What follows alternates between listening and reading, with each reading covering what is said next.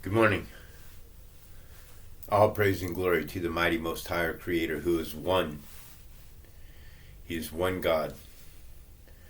There are no other gods beside the Creator. If you understood how my awakening took place, then you'd absolutely know that there are no other gods beside the Creator. When I had fallen to my knees in such anguish, despair, depression, wanting to know the truth, not understanding how it is that I could be so gentle and kind in my relationships, not saying that I was perfect. I mean, I was a drug addict, but still in my relationships, I was always kind and loving to the women. Well, whatever I thought love was, my love was blinded. I think that my love was more of a sexual love than anything else. Still the same, I did care deeply about the women that I was with. So this morning we're going to be going through Exodus chapter 18, and it says here that Jethro visits Moses. I'd like to throw out a few shout outs as well. First off with Gravy Train, who we chat with on the phone, not often, but every now and then we chat on the phone with one another. And we do some text messaging with one another. Good morning, Gravy Train. Anaya Obadiah, blessings to you as well, my friend. These Anaya has a lot of good content at her channel. She breaks down the Strong's Concordance really well. I would like to see more content from her because the content that she does put out is extremely well put together. It's a good presentation when she puts them together. So good morning to you as well, Anaya. Always a blessing to have you on my channel, commenting in my section. I know that I'm a Gentile, but I am a Gentile who has turned back to the Creator, the Spirit, the self-existing eternal one. When I cried out in grief, in despair and depression, because I just couldn't figure out what everything was, the Creator, the Spirit, the self-existing eternal one in this day and age, the way he operates is through this screen, this computer, laptop, and these smart devices and stuff. And they're listening to us, okay, through these devices. They're listening to everybody. And the information is going into a conglomerated quantum computer, an AI. Whether AI is real or not, I don't know. Can a computer begin to think on its own or not? I don't know. Are they trying to sell us that AI does exist and it could happen and that computers could think and that computers could take over the world? I don't know. But they do try pushing this information down your throat that computers can one day take over the world. And the truth be it told, that we live in a computer simulation. This plane of existence is just that. It is centropy. It is the electrification of the materialized world. So when we observe this world in the material world, it's not real. And this is what the Creator keeps trying to tell us, is that we're these beings that are souls and spirits. We're not flesh and blood. I've been reading about, we're at almost 70 chapters now that I've written down like this. My neighbor who I work with tells me that I read the Bible too much, and that my whole entire thought process is all contradictions. He says that my mind is twisted and that I'm twisting up the scriptures. And I don't twist up the scriptures. The scriptures are very plain and clear what they're telling us. Okay? If you read the Bible and show yourself approved, this is the mind-blowing essence of a Christian. They'll tell you, you can ask them a question. Let's say 34:14 of Isaiah,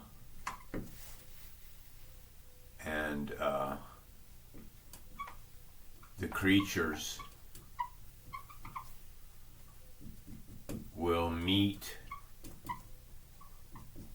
with the hyenas. I'm sure that this is a parable that not many people have heard. Will meet with the hyenas, and the goat demons. Wow. Goat demons. This one here is also the Lamia. They're also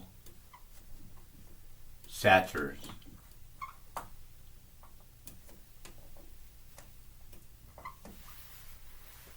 Okay? So, and the goat demons shall call to one another.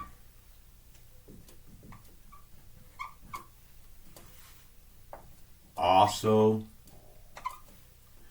there, Liliths. Now, what's peculiar about this? Look, S, not one, not Lilith. Lilith. I've heard about Lilith. I've read about Lilith, but I've never heard. They're also Liliths, plural, with an S on the end. They're also Liliths. Will find themselves a resting place.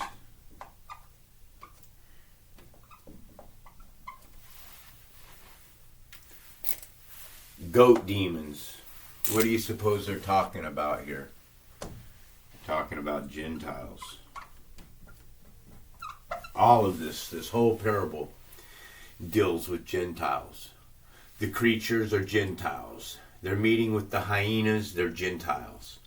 Okay, just because they're animals, just because they're calling them wild animals and stuff, doesn't mean that it is a literal livestock. It doesn't mean that it's talking about a lion, a panther, a reptile, or anything that is a predator that eats other meat. They're specifically in this, hyenas in this parable are talking about the wild animals that are created in the sixth day of creation in Genesis 1:25.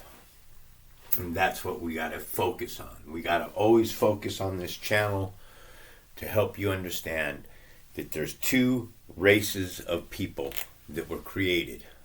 A Gentile race that was created on the sixth day of creation. They are jinn inside of flesh suits. Okay? These flesh suits are bottles, folks. You understand that? They're tiled. It's a suit.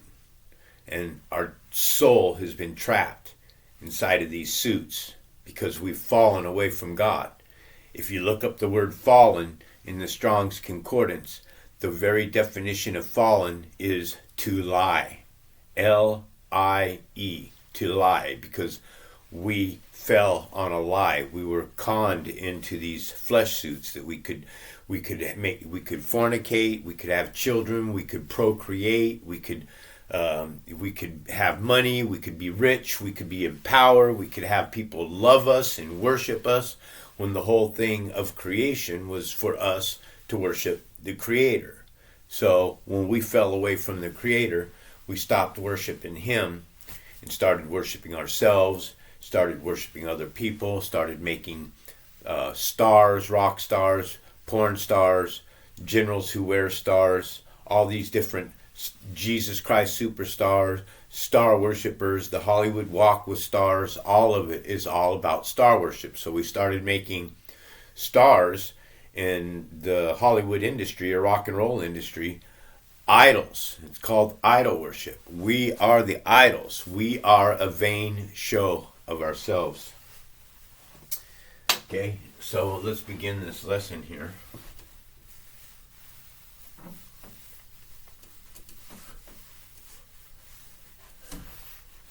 Exodus 18, Jethro visits Moses. Now Jethro, priest to Midian and father-in-law to Moses. So right there off the bat, Jethro is a Gentile. Okay?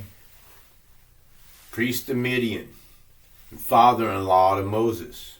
So that tells us that Moses was married to a Gentile woman.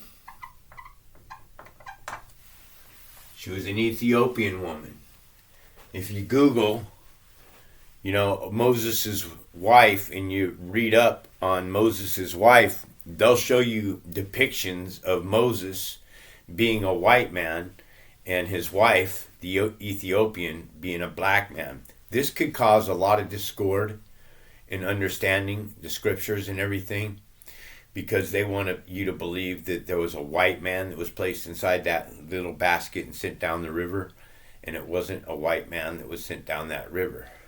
In this particular case, again, they're trying to shift the stories. All the stories have been shifted, folks. There was a race of people that was created on the sixth day of creation, okay, the Gentile nations. The Gentile nations are both black and white. Okay, Asians, Europeans, all of it. They're all different types of nations. They're all colors. They're all creeds, all right? But then there was another race of people that was created, okay?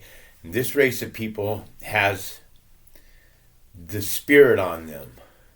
Now, those that are enlightened can somehow tell which ones these are. These children of God, the Most High, the spirited soul. The spirited soul. That's the difference between the two races. One is a good race, which means that it has the Spirit of God on them. Not that their actions are good. They're going to be punished for their sins and crimes and transgressions against the Lord. But at the same time, the God, the Creator, the Spirit, the self-existing eternal one, who's placed the Spirit on them, is going to punish them. He's going to punish you accordingly. Okay? It says that 2/3 of God's chosen children are going to burn in the fire for lack of information, for lack of knowledge. So I would suggest you wake up. So Jethro is a priest to Midian. The father-in-law to Moses heard of everything that God, on here in the Strong's Concordance is Elohim. Okay, I've done, and I'm always, every lesson that this happens, you're going to see it, because it has to be driven into them, to your minds. Your minds have to come back to common sense thinking. The Creator, the self-existing eternal Creator, tells you in the Bible, the Old Testament, that He is one God. The one God is telling us not to place any other gods beside this one Creator. Okay, the Creator is saying, don't put anything beside me. I created you. All worship, all praise, all glory goes to me for what I've created. I created this plane of existence. I made the materialized world. I made good. I made evil. I created it all, and I deserve the worship. So this is why he's so angry, because everybody else is giving worship to other people. Gods, Elohim, means plural of Eloah. Okay? Eloah are gods in the ordinary sense. Okay? But specifically used, key word here, used, of the Supreme Creator.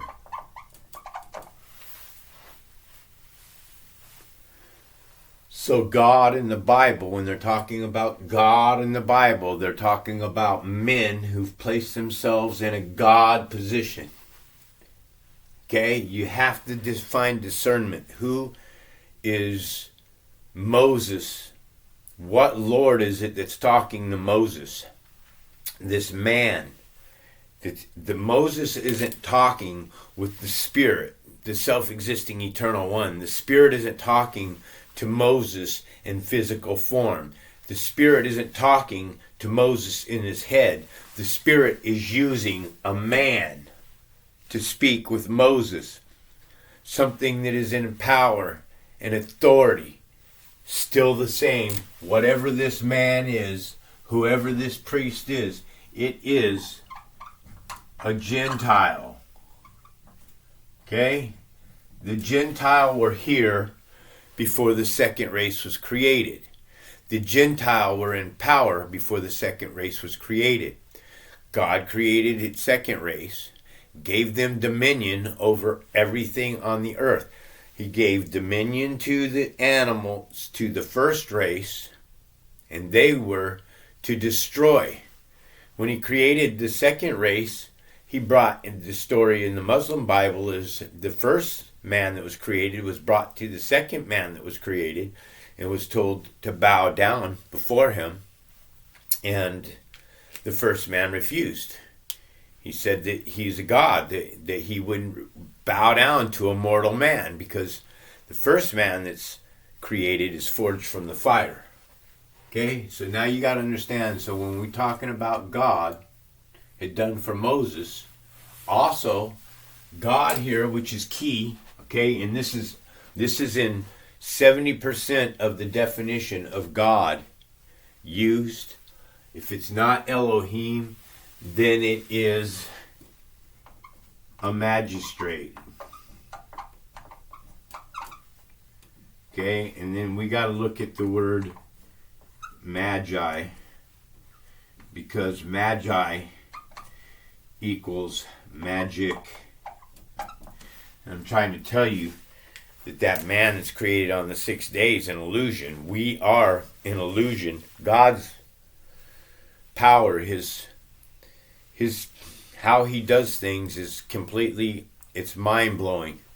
When you come out of this spell, when you come out of the gospel, when you come out of the ghost spell, when you start learning that the language that we're living in with English is a split-tongue language.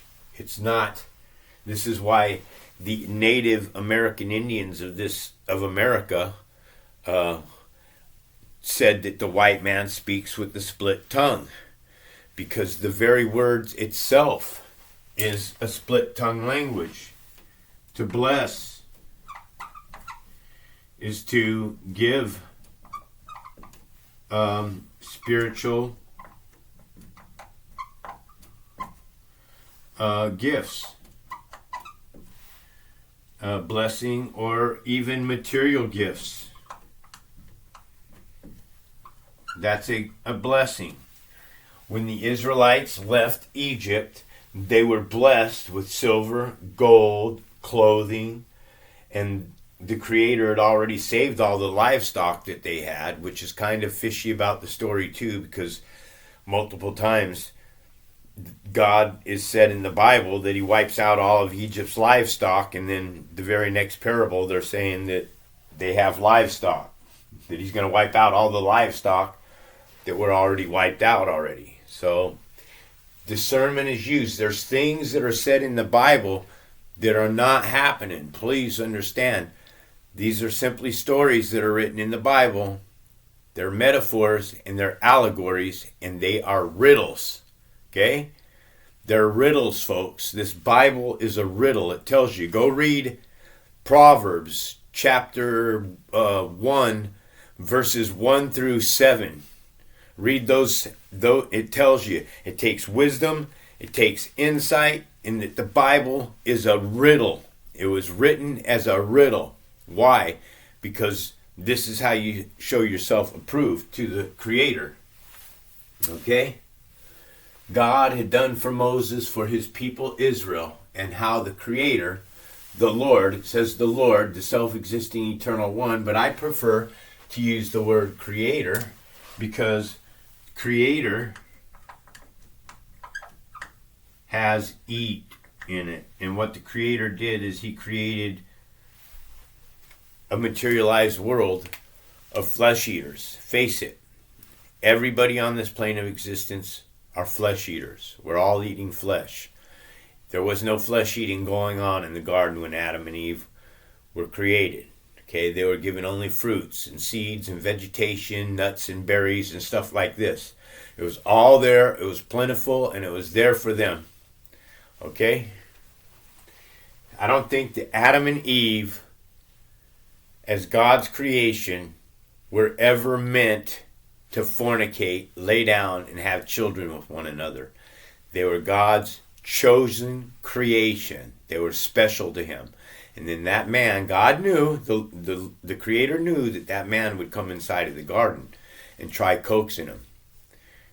He couldn't coax Adam by himself, but the minute the woman was created from the rib of Adam and then she turned, it told you spiritually, it's a metaphor to show us how easily we're manipulated and how gullible we are as children coming into this world, folks. We are all at that, what we learn. We're programmed with what we learn. We're programmed with what's on television. That's why it's called programming. That's why it's called channeling. It's why it's called the live vision, because that's what it's doing. It's telling you their live and their vision of this plane of existence. The Creator had brought Israel out of Egypt. After Moses had sent away his wife, Zipporah, his father-in-law Jethro received her and her 2 sons. One son was named Gershom, for Moses said, I have become a foreigner in a foreigner's land. Why? Why does the Lord continue to put the children of Israel in a foreigner's land?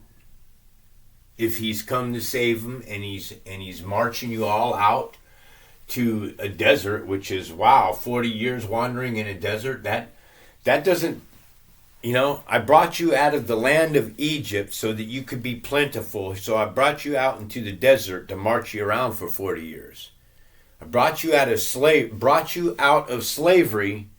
to march you in the desert for 40 years. What Lord is marching the children of Israelite out in the middle of a desert for 40 years? Doesn't make sense to me, sorry. And others were named Eleazar, for he said, my father, God, was my helper. My father's God was my helper. So my father's God, which is the Israelite, which is supposed to be the spirit, but is Elohim. Remember, folks, Elohim is plural. This capitalized God here is the same as lowercase gods here. The meaning in the Bible is the exact same. It's all of this. This God is Elohim. Gods, there's Elohim, which is multiple gods in the ordinary sense, specifically used of the supreme creator. The creator is the supreme creator. Now, if he created a feminine spirit, then that's creation. And the creator says you're not to worship anything that is creation. You're not to worship the earth. You're not to worship other people. You're not to worship the car, the home, the job, or anything like that you have. You're simply supposed to give all praise and glory for everything that takes place in your life, good or bad, to the Creator. Because if bad things are happening in your life, that's the Creator correcting you. He's causing that discord on you intentionally. He's doing it on purpose. Okay? He's trying to teach you. If you create something, what do you got to do? You got to teach it. You're a creator. You got to teach it. So you're just going to have a vegetable, something you created that doesn't know anything, doesn't know good or evil. So in order to teach the soul good and evil, you have to create a construct of good and evil. And that's how we learn of good and evil. Without it, one or the other, then you can't be taught. Okay? Those that knew the Creator fell away. Fallen angels, us, the flesh, Gentile, are considered fallen angels. Okay? Fallen on a lie. Okay, Jethro, Moses' father-in-law, together with Moses' son and wife, came to him in the wilderness, where he camped near a mountain of God. Jethro had sent word to him, I, your father-in-law Jethro, am coming with you, to you with your wife and your 2 sons. So Moses went to meet his father-in-law and bowed down. So here you have an Israelite bowing down to a Gentile. Why? Why is a Gentile being given that kind of reverence? Huh? Later on in the Bible, Jesus says that you weren't supposed to be in the cities of the Gentiles or the Samaritans. So then this would imply in the Bible that you are still in the cities of the Samaritans. You've never been apart from the Gentile. You've always been intermixed in the Gentile. And the Gentile have made it absolutely true that it's going to happen that way. So I don't understand, I don't care what any of you say, why an Israelite would be bowing down to a Gentile when it's supposed to be the exact opposite. Okay? It's that simple. So that doesn't make any sense. He bowed down and kissed him. So he bowed down to him and what? Kissed him, what, on his feet, or did he stand back up and then kiss him? See, this Bible could have been written a little bit better, man. It always leaves you with question marks, more question marks. And that's why it's designed this way. Because if you have more questions than you have answers, then that leaves you confused. Okay? I'm here to give you answers. I'm here to break this down and tell you what doesn't make sense. And if it doesn't make sense, then you got to use common sense. You got to use logic. You have to use reason. Okay? You can't just go on faith and hope if it doesn't make sense. If you got a minister who's telling you, and you're asking him questions like 6:3 in Romans, which says, or did you not know that when you are baptized in Christ Jesus, that you are baptized in his death? When you ask a minister what that means and they try filling your head with a bunch of garbage, or they tell you you're just twisting the scriptures up, you're misinterpreting the scriptures. No, folks. I know the difference between life and death, all right? Jesus is surrounded by death in the Bible over and over and over, okay? They greeted each other and then went into the tent. Moses told his father-in-law all that the Lord had done to the Pharaoh and the Egyptians for Israel's sake, and all the hardships that they had met along the way. So, and how the Lord had saved them along the way, and how the Lord had saved them. If the Creator is taking them out of bondage, he's taking them out of slavery, then why is Moses having to go to war now with the Amalekites? And even though he wins the war, even though they win, why is this war and discord even taking place if the Creator is delivering Israel from all the hardships in the first place? So why are they still going through hardships? Could it be because of all the bickering that takes place between the Israels? Your disobedience to the Creator, that you can't listen to any kind of instructions that you're given? You know, he says to not eat particular meats. You don't eat particular meats. He says that you're supposed to bow and worship him on a certain day. Then you worship him on, well, I worship every day, because clearly nobody on this plane of existence, you have all kinds of stories. Okay, I pray to the Creator alone, and I repent to Him, and I say that, hey, look, I'm sorry, my Creator, but there's just so much discord and disinformation and so many different stories that are taking place inside of the Bible. Who is anyone today that know? Now, there are people that know, but those that do know, they're on the other side. They're the dark side because they have captured this plane of existence. You got to understand, darkness rules this plane of existence. Okay. Lord had done Pharaoh and Egyptians. Okay, Jethro was pleased and all to hear about all the good things that the Lord had done for Israel in rescuing them from the hand of the Egyptians. He said, praise to the Creator who rescued you from the hand of the Egyptians. Now I know that the Lord is greater than all other gods, plural, gods. This God here, plural, is the same God again with an S, is Elohim. Elohim means many gods. And why is the word man in many? Because mankind are many. They are the many gods. For he did this to those who treated Israel arrogantly. Then Jethro, Moses' father-in-law, brought a burnt offering and other sacrifices to God. Boom.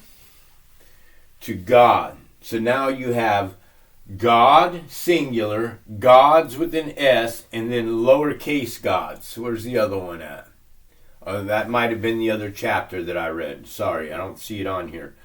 But my point being is when it's just because it says God in the Bible doesn't mean that it's talking about the Creator, the Spirit, the self-existing eternal Spirit, because the Spirit is not a man. And clearly what's going on with the Israelites is whoever these lords and these kings that they are bowing down to are men. Okay? They've reversed the roles.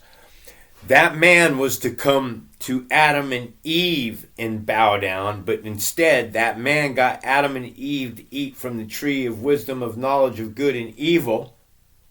And then when they so did that, those that were supposed to be bowing down to Adam and Eve had Adam and Eve turned into servants, serving them.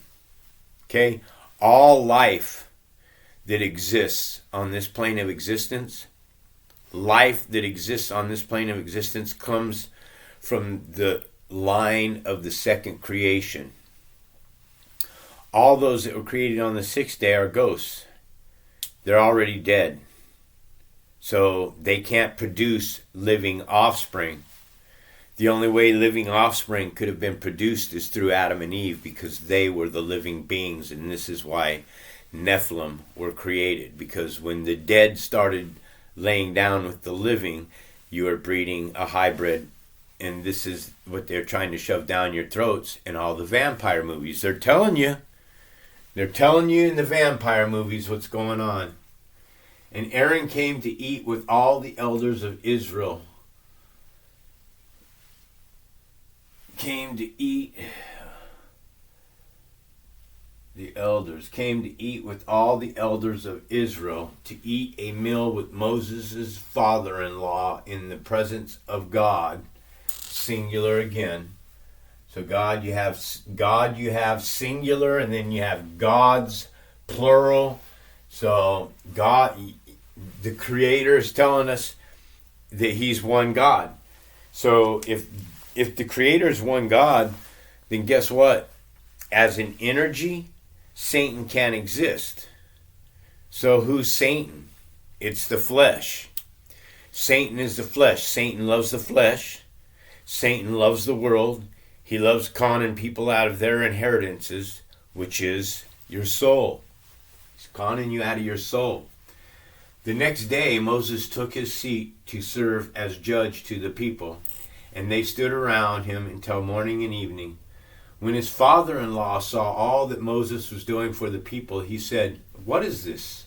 you are doing for the people?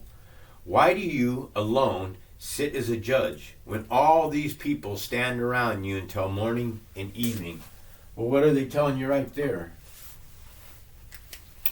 They're telling you right there, folks, on the spot, that the Israelites are out of bondage, they're out of slavery, and all you guys can do is bicker and fight with one another. Why? What's going on? Because you're still not serving the Creator, man. Okay? He's brought you out. He's performed miracles. He's done all these things. He's laid some lessons out for you. He's made some rules for you, some regulations, commandments for you. He's told you to act a particular way, and you cannot get along. Could that be because of the seed that was placed between you and the woman? Huh? The seed. What is the seed? The seed is the semen. So you have Gentiles' seed that have been placed inside of the sons of God's women, and then Nephilim have been created. Moses answered him, because the people came to me to seek God's will. Okay, folks, today I don't come to anybody to seek God's will anymore. I do it all on my own. I do it by reading the Bible. I do it by worship. I do it by prayer. I do it every day in, day out. Whenever they have a dispute, it is brought to me, and I decide between the parties and inform them of God's decrees and instructions. Now we have the same thing going on with the Israelites, that they have learned everything from the Gentile. You must understand that, folks. Most things that the children of Israel learned were from the Gentile nations. And then those with the Spirit of God on them were advanced. That's why they're called Israelites, because they are the elite. Israelites are the elite. They have the Spirit of God on them. This is why they're guided, and they just, everything that an Israelite touches with the Spirit on them it turns to, in this world now today, turns to platinum. Moses' father-in-law replied, "What are you doing? And it's no good. You and these people that come to you will only wear yourselves out. The work is too heavy for you. You cannot handle it alone."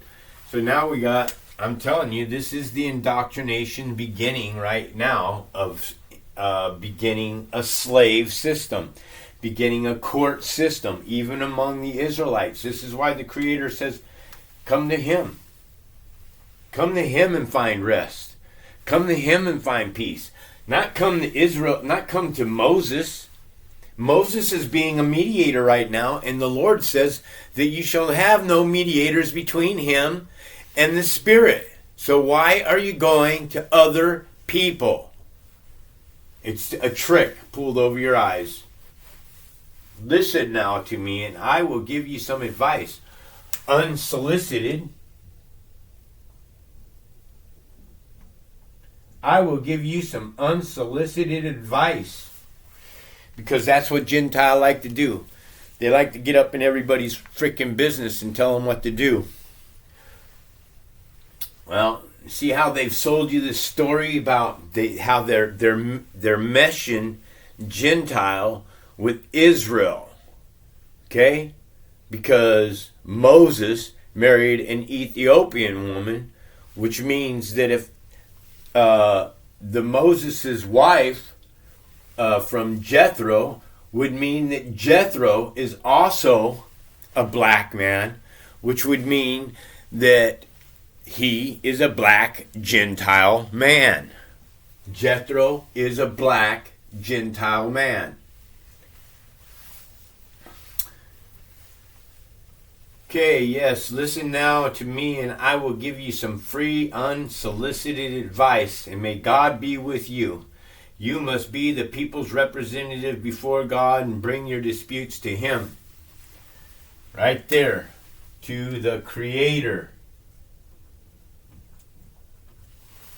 Okay?